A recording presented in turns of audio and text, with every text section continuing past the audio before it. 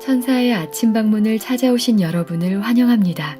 오늘도 아침 예배 말씀으로 믿음과 위로의 시간을 갖게 되길 바랍니다. 성도 여러분 안녕하세요. 오늘도 아침 예배에 찾아오신 모든 성도님들을 진심으로 환영합니다. 성령 하나님이 아니셨다면 우리는 어떻게 밝은 빛을 찾을 수 있었을까요? 우리의 무지를 그리고 우리의 어두움을 밝히 비춰주시는 성령 하나님을 오늘도 각자의 마음속에 초청하시는 말씀 묵상 시간이 되시길 바랍니다. 이제 기도하겠습니다. 하늘에 계신 하나님 아버지, 오늘도 성령 하나님의 이끄심 속에서 아침 예배를 드릴 수 있도록 인도하여 주심에 감사합니다. 저희들에게 성령 하나님께서 하시는 역할이 무엇인지 깨달을 수 있도록 도와주시옵소서. 오늘 주님께서 주시는 하루를 살아갈 때 우리의 마음이 하나님을 찾아 나설 수 있도록 성령 하나님께서 함께하여 주시옵소서. 오늘도 권면해 주시는 목사님께 성령의 능력을 부어주셔서 진리의 말씀이 온전히 선포될 수 있도록 도와주시옵고 목사님의 건강과 선교 사업에 함께하여 주시옵소서.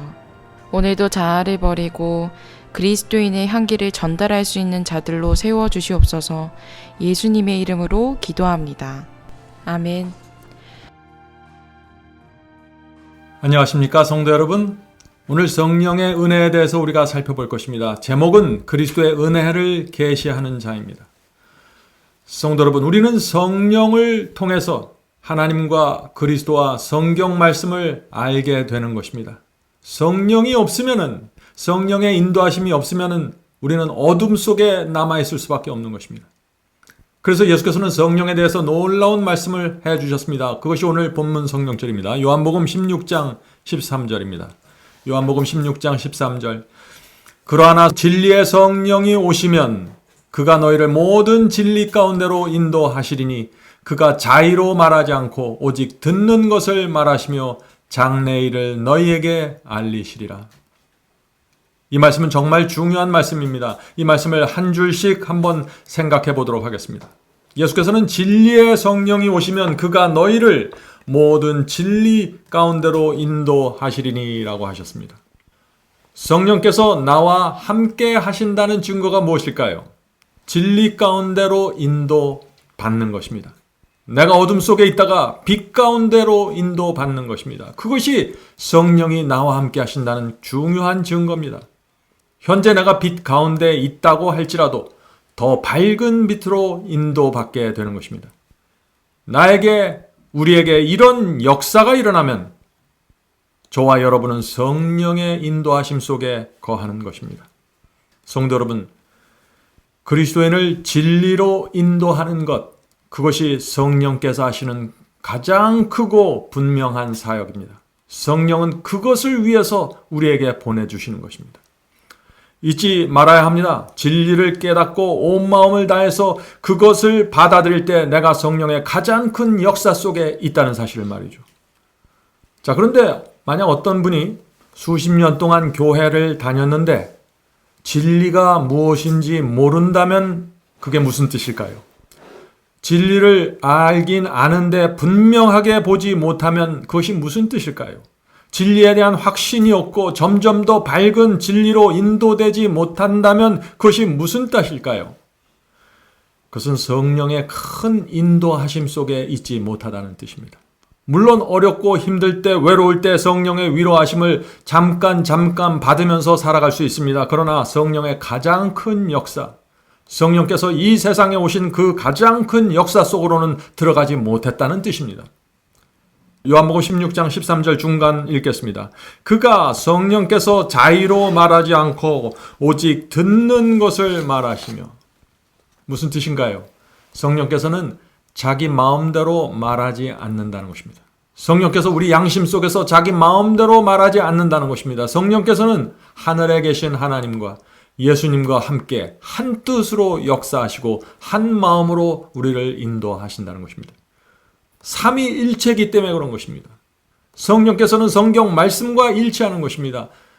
그래서 성령께서 우리 양심에 대고 말씀하실 때 우리는 그것을 삼위일체 되시는 성령의 하나님의 음성으로 받아야 되는 것입니다. 우리가 성령의 음성을 그렇게 받기 시작하면 우리의 생애에 놀라운 변화가 생길 것입니다. 자, 요한복음 1장 1절 보겠습니다. 요한복음 1장 1절. 태초에 말씀이 계시니라. 이 말씀이 하나님과 함께 계셨으니 이 말씀은 곧 하나님이시라. 성도 여러분, 말씀이 곧 하나님이십니다. 말씀이 하나님이고 하나님이 그리스도시고 그리스도께서 성령이십니다. 성령께서 말씀이십니다. 모두 같은 분이 역사하시는 것입니다. 13절 보겠습니다. 13절 마지막 부분입니다. 성령께서 장래일을 너희에게 알리시리라. 여기 성령께서 갖고 계신 아주 중요한 사역이 또 하나 나옵니다. 성령은 우리에게 장래일을 알려주십니다. 다시 말해서 예언을 깨닫게 하시고 이해하게 도와주신다는 것입니다.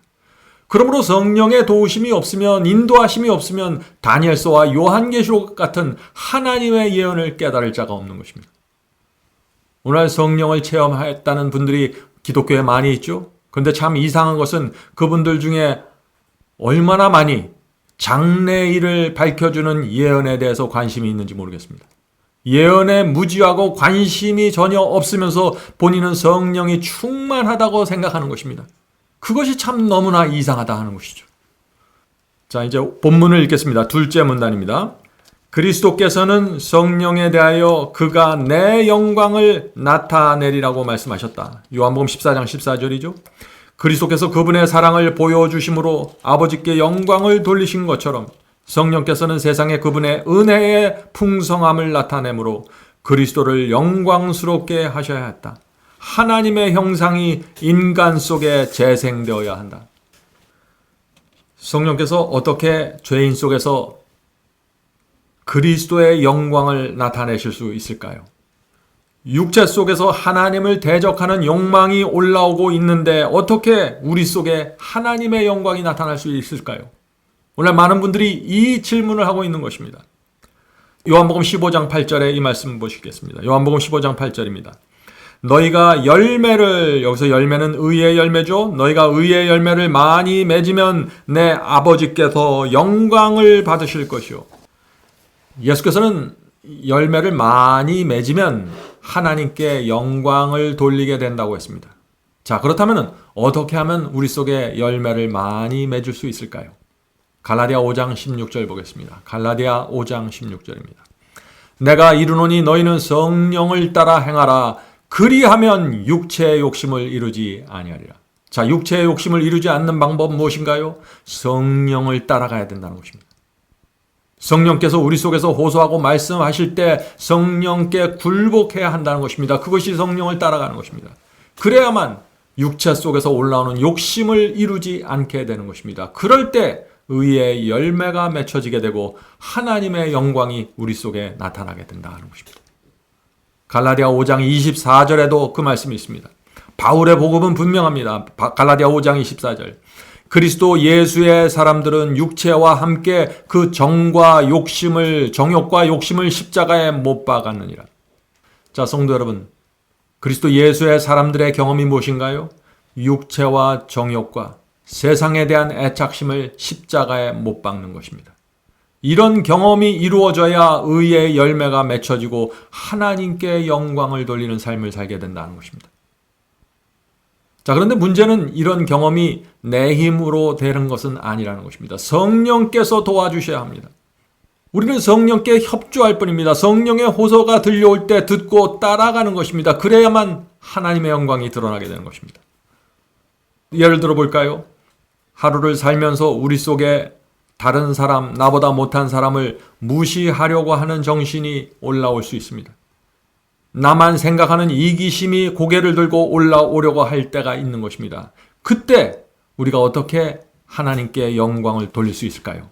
하나님의 영광이 어떻게 내 속에서 나타날 수 있을까요? 내 속에서 올라오는 그 악한 욕망과 정신을 십자가에 못 박고 묻어야 되는 것입니다. 그것이 의의 열매를 맺고 하나님께 영광을 돌리는 방법입니다. 이런 경험은 물론 아무나 할 수 있는 것이 아닙니다. 이런 경험은 영에 속한 성도에게 가능한 것입니다. 그래서 육에 속한 사람에게는 그런 성령의 역사가 일어날 수 없는 것입니다. 그 말씀이 고린도전서 2장 14절에 있습니다. 고린도전서 2장 14절. 육에 속한 사람은 하나님의 성령의 일을 받지 아니하나니 이는 그것들이 그에게는 어리석게 보이며. 성도 여러분, 육에 속한 사람이 왜 성령의 역사를 거절한다고 했습니까? 성령을 따라가는 것이 어리석게 보이기 때문이라고 그러는 것입니다. 왜 성령의 역사가 이 육에 속한 사람에게는 어리석게 보일까요? 성령은 우리 양심 속에서 양보하라고 말씀하시는데 나는 그것이 어리석게 보이는 것입니다. 나는 잘못이 없는데 성령께서 그리스도의 성품을 지금 나타내라, 내가 손해보고 끝내라 라고 말씀하시니까 육에 속한 사람에게는 그것이 어리석게 보이는 것입니다. 그래서 육에 속한 사람에게 성령이 거절되고 하나님의 영광이 나타나지 않고 의의 열매가 맺혀지지 않는다는 것입니다. 성도 여러분, 날마다 성령을 받아야 합니다. 성령께서 내 속에 없으면은 세속적인 사람이 되고 결국 구원의 경험을 잃어버리게 되는 것입니다. 성령의 은혜가 마음에 없으면 어떻게 됩니까? 우리의 삶이 메마르고 감동이 없는 인생이 됩니다. 날마다 성령을 받지 못하면 심령이 공허하게 되고 양심의 가책과 좌절감에 짓눌린 생애를 살게 됩니다. 성도 여러분, 성령이 없으면 아무것도 아닙니다. 성령이 없으면 신앙에 생기가 없고 허망한 것이 됩니다. 절박한 심령으로 날마다 성령을 간구해야 되는 것입니다. 계속해서 읽겠습니다. 하나님의 영광 곧 그리스도의 영광이 그분의 백성의 완전한 품성 가운데 나타나야 한다. 성도 여러분, 이 말씀이 무슨 뜻일까요? 하나님의 영광이 우리의 성품에 나타난다 하는 것입니다. 자, 이 말씀이 무슨 뜻입니까? 하나님의 영광이 어떻게 우리처럼 타락한 사람의 성품 속에 나타날 수 있을까요? 육체에서 올라오는 죄된 욕망을 십자가에 못 박아야 하는 것입니다. 이것 외에는 방법이 없는 것입니다. 그런데 어떤 분들은 이 경험을 잘못 오해합니다.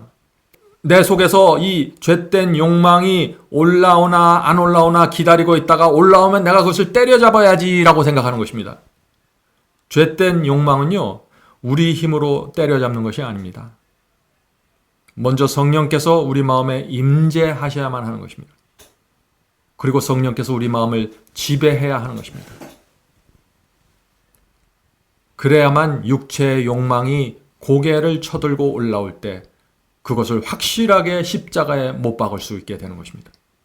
그러므로 우리는 이런 질문을 해야 되는 것입니다. 내가 어떻게 하면 내 속에 성령이 항상 충만할 수 있습니까? 어떻게 하면 성령으로 육체를 못 박는 그 경험을 계속해서 할 수 있습니까? 라는 질문을 던져야 되는 것입니다. 그리스도인 신앙에서 가장 중요한 질문이죠. 그 첫 번째 방법은 이것입니다. 나누어지지 않는 마음을 가져야 한다는 것입니다. Undivided heart입니다. 나누어지지 않는 마음. 반은 세상을 사랑하고 반은 하나님을 사랑하는 마음에서 성령께서 역사할 수 없는 것입니다. 성령께서 지배할 수 없는 것입니다. 나뉘어지지 않는 마음, 하나님께만 바쳐진 마음입니다. 그런 마음에 성령께서 충만하게 임재하실 수 있는 것입니다. 그런 사람은 육체를 십자가에 못 박는 경험으로 깊이 들어갈 수 있는 것입니다.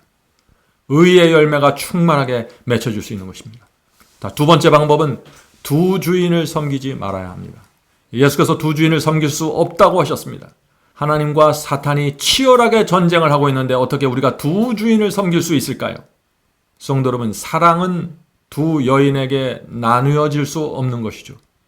마찬가지입니다. 충성도 두 주인에게 나누어질 수 없는 것입니다. 성도 여러분, 오직 한 주인을 섬기는 그리스도인, 이런 그리스도인은 성령 충만으로 들어가게 되는 것입니다. 육체의 욕심을 십자가에 넉넉히 못 박고 의의 열매가 맺혀질 수 있는 것입니다. 자, 오늘 많은 그리스도인들의 문제가 그렇다면 무엇입니까? 마음은 세상과 하나님을 나누어져 있는데, 마음이 두 주인을 섬기고 있는데 내 힘으로 육체를 십자가에 못 박으려고 도전하고 애쓰다가 실패해서 쓰러져서 낙담하는 것입니다. 그런 세월을 오래 살면서 참된 경건의 비밀이 무엇인지 완전히 놓쳐버리게 되는 것입니다. 오늘 그런 분들이 있다면 오늘 말씀을 통해서 희망을 발견하게 되길 제가 간절히 바랍니다. 마지막 문단을 읽겠습니다. 그리스도의 종교는 죄의 용서 이상을 의미한다. 기독교는 그저 죄를 용서해주고 끝나는 것이 아닙니다. 죄의 용서 이상을 의미한다. 그것은 죄가 제거되고 빈자리를 성령께서 채우시는 것을 의미한다. 그것은 마음이 거룩하게 조명되는 것을 의미한다. 성도 여러분, 우리가 죄를 용서받으면 내 속에서 죄가 제거되는 것입니다. 죄를 용서받는다는 것은 내가 더 이상 죄를 미워한다는 것입니다. 그것을 더 이상 붙잡지 않는다는 것이요. 그때 우리 속에 그 죄가 제어된 마음속에 성령께서 들어가실 수 있는 공간이 생기는 것입니다. 그래서 성령께서 임하실 수 있는 것입니다. 죄가 빠져나갔기 때문에 성령께서 충만하게 자리 잡으시는 거죠. 그렇게 되면은 우리 속에서 정죄받는 느낌이 사라지고 영혼의 평안이 깊이 찾아오게 되는 것입니다. 자, 죄 사함을 이렇게 받고 성령께서 우리 속에 임하시면 어떤 일이 생길까요? 계속해서 읽겠습니다. 마음에서 자아가 비워지고 그리스도의 임재로 가득 차게 된다. 이 일이 교인들에게서 이루어질 때 교회는 살아서 활동하게 될 것입니다. 오늘 우리는 성령의 역사를 배웠습니다.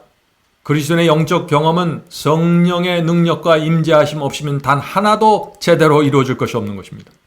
성도 여러분, 성령께서는 항상 우리에게 역사하기 원하십니다. 항상 우리 속에 들어와서 임재하기를 원하십니다. 우리를 의의 방향으로 이끌고 가기를 원하십니다. 문제는 우리의 마음입니다. 나뉘어지지 않는 마음, 오직 한 주인을 섬기는 마음, 우리 속에 그 마음만 있다면 성령 충만한 경건의 비밀이 우리 앞에 공개될 것입니다. 분명하게 펼쳐질 것입니다. 오늘도 우리 모두 성령 충만함으로 살게 되길 제가 간절히 바랍니다. 이제 기도하겠습니다. 하늘에 계신 아버지, 오랫동안 주님을 믿었지만 성령 충만의 비밀을 알지 못했습니다. 나뉘어진 마음으로 성령을 간구했습니다. 두 주인을 섬기면서 성령을 초청했습니다. 주여 용서하여 주시옵소서. 성령께서 죄와 함께 하실 수 없다는 이 진리를 저희가 이제 받아들일 수 있도록 도와주시옵소서. 하늘에 계신 아버지, 저의 마음을 이 시간에 주 앞에 온전히 드립니다. 오직 한 주인을 섬기는 마음을 주 앞에 드립니다. 성령을 보내주셔서 저희의 마음을 채워주시고 은혜가 저희의 마음에서 왕노릇할 수 있도록 도와주시옵소서.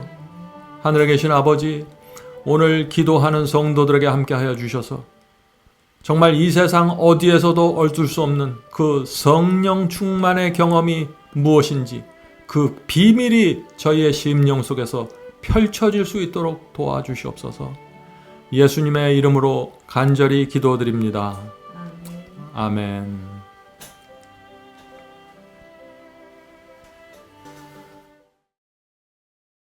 성도 여러분, 마지막 사명에서는 아침 예배 채널을 별도로 운영하고 있습니다.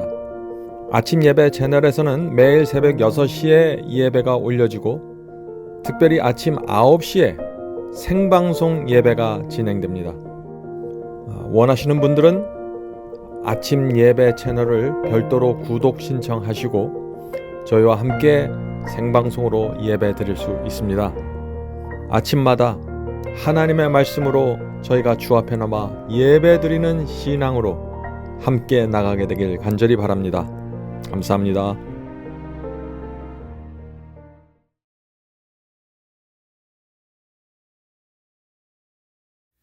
복의 근원 강림하사 찬송하게 합소서.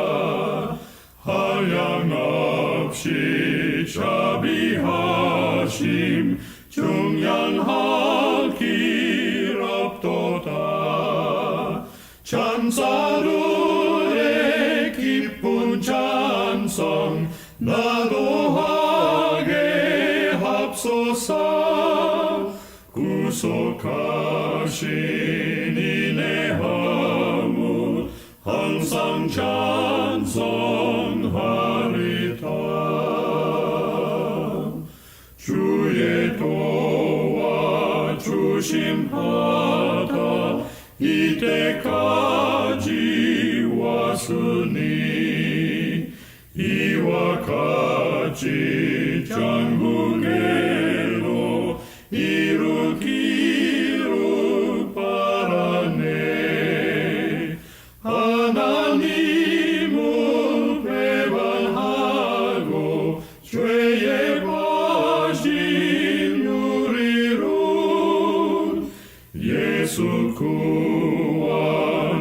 하시려고 번열 흘려 주셨네. 주의 귀한 은혜 받아 일생 빚진 자 되네. 주의 은혜 사슬 되사 나를 주께 맵소서.